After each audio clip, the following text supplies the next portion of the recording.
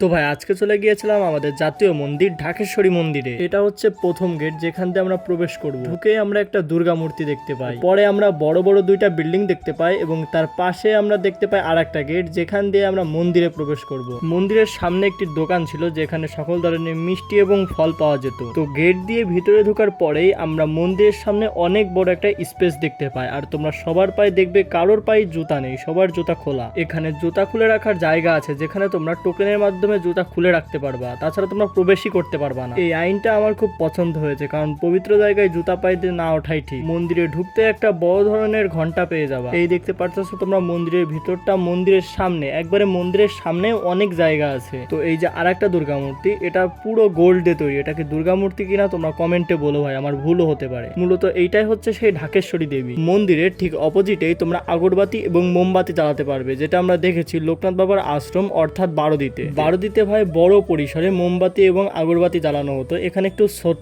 আছে পরিসর। এখানে দেখতে পারতেছো পাঠা বলি দেওয়ার জায়গা এবং ডান পাশেও দেখতে পারতেছো শ্রাদ্ধ করার জায়গা, যেখানে তুমি তোমার নিজের শ্রাদ্ধ করতে পারো আর কি। তো এই আর কি মূলত আমাদের হিন্দুদের জাতীয় মন্দির ঢাকেশ্বরী মন্দির। তোমরা একবার এসো ভাই।